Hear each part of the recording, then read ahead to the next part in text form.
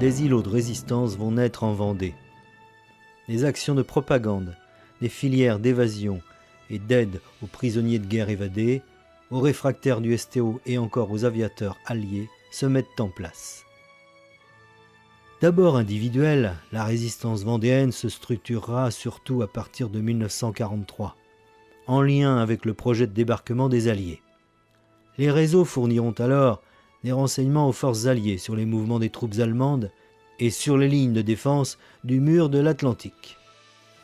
On savait qu'il y avait de la résistance, qu'il y avait... Donc on savait bien qu'il y avait la résistance, il y avait tout. Parce qu'elle faisait partie d'un réseau à Paris. C'était Poteau sur Saint-Gilles, Croix-de-Vie, ça. C'était... il y avait un petit réseau là-bas. Donc je pense qu'ils faisaient des cartes d'identité, de fausses cartes d'identité, choses comme ça. Oui, il y a eu des parachutages, après il y a eu des dénonciations, Oui. même M. Buton, je crois. La section vendéenne de l'organisation civile et militaire qui entend être prête dans l'éventualité d'un débarquement sur nos côtes attend des parachutages d'armes. Les réseaux locaux sont mis à contribution pour préparer les terrains, réceptionner et cacher les armes. À ce moment-là, d'ailleurs, mon père m'a mis en confidence. Je me suis senti considéré comme un major ou comme un homme. Il avait juste des renseignements à prendre sur le mouvement des troupes allemandes qui, à ce moment-là, étaient en construction du mur de l'Atlantique.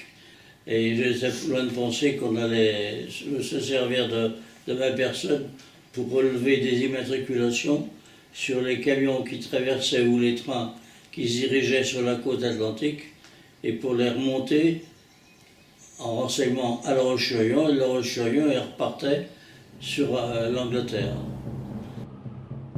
De mai à août 1943, 13 parachutages d'armes ou de matériel seront réceptionnés par les résistants vendéens. On a chargé mon père, qui connaissait beaucoup la commune, de trouver un endroit isolé des postes d'observation. Alors il a trouvé à la Brionnière d'Azenay, et ce terrain, il en a pris le plan et il a envoyé tout ça par les canaux des camarades résistants pour que ça remonte en Angleterre. Il a eu l'agrément de l'organisation civile et militaire pour que le parachutage ait lieu dans cet endroit-là. On avait reçu notre message personnel qui était « Trombroy est invaincu mais non pas invincible ». Eh bien, c'était pour le soir. Mais manque de chance, les camarades de La Roche-sur-Yon avaient été arrêtés par les Allemands. Et mon père a dit « Nous allons attendre, calmer le jeu un peu pour savoir si les arrestations ne vont pas s'étendre ». Et le 11 août, un mois plus tard, notre message est revenu par les ondes. Et alors ce jour-là, nous sommes allés, tous les camarades d'Azenay qui faisaient partie du groupe, plus les camarades de La Roche-sur-Yon, au lieu-dit à la Brionnière. Et l'avion est passé, j'ai fait mon signe, un trait, 3 points, et il m'a répondu. Et il a cherché le vent, il a lâché ses 15 parachutes. Alors tout ça, ça s'est passé dans un temps record.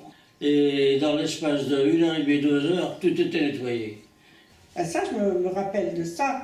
Et j'ai entendu Ferdinand raconter l'histoire qu'ils avaient enterré les munitions dans un champ, ils avaient semé du colza dessus.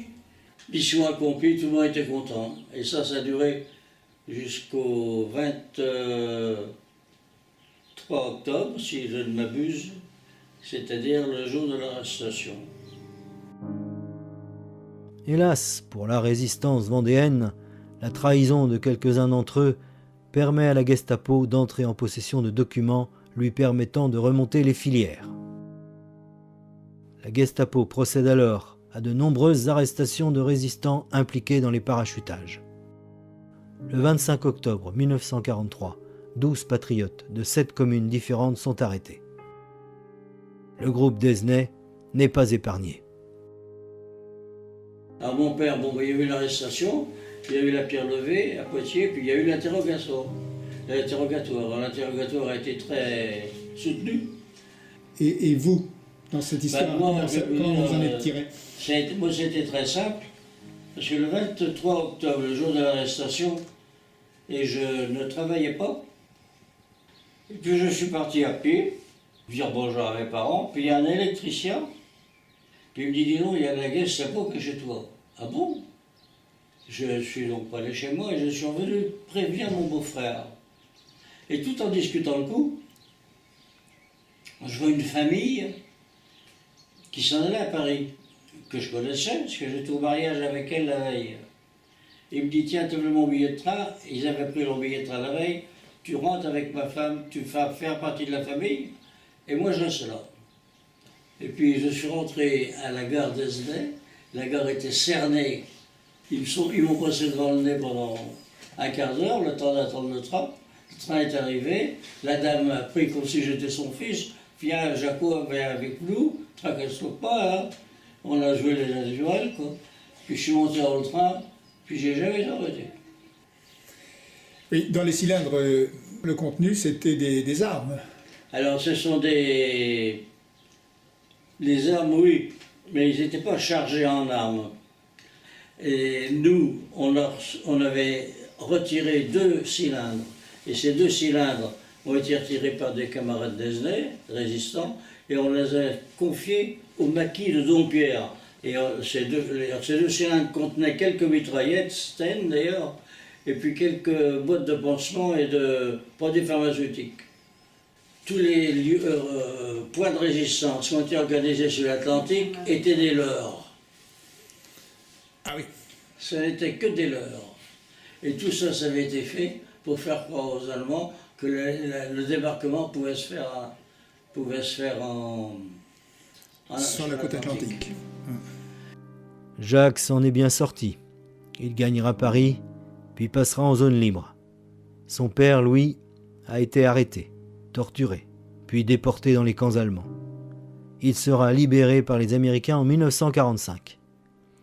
Il ne pesait que 48 kilos à son retour à Esnay, le 20 mai.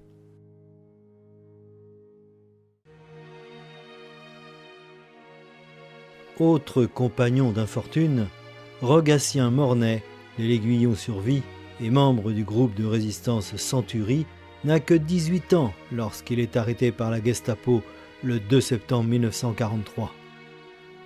Il a lui aussi participé au parachutage d'armes de la Couture et de la forêt d'Esnay. Emprisonné et torturé à Poitiers, il fut déporté au camp de concentration de Mauthausen.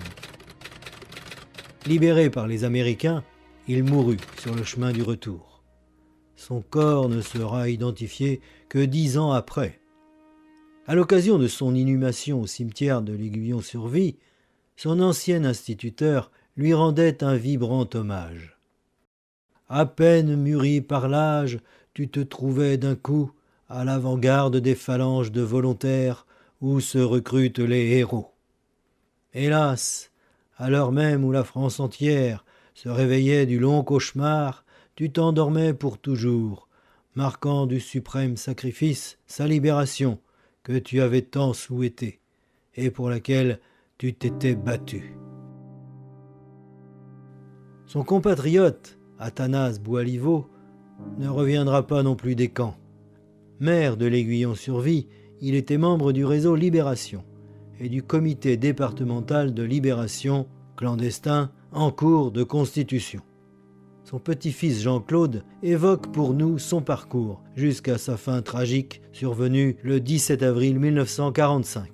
Il faisait partie de la résistance et il a été arrêté en avril 1944 et il est mort en avril 1945 à la sortie du camp de Buchenwald. Il avait fait de la résistance et personne de la famille ne le savait. Il allait avec son cheval à des actions de parachutage d'armes, de trucs comme ça. Et on n'a jamais trouvé d'armes après. Hein. Et donc il pouvait passer avec son cheval et sa charrette. Il avait un laissez-passer pour circuler la nuit. Parce qu'il était maire. Parce qu'il était maire, voilà. Ah, d'accord. Il a été fait prisonnier en avril 1944. Il n'a pas eu de chance parce qu'il est passé dans le dernier train qui a passé la frontière pour la camp de concentration. Après, les Anglais avaient tout cassé les ponts sur le Rhin. Et le convoi avait été attaqué plusieurs fois par la résistance.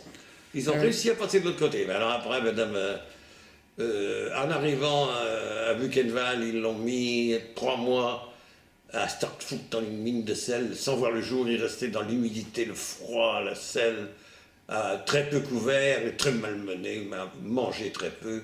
Puis quand il est sorti de là, il tenait plus debout. À la fin, il a vu la sortie du camp de concentration. Il les faisait courir, ils achevaient tous ceux qui tombaient au bord de la route.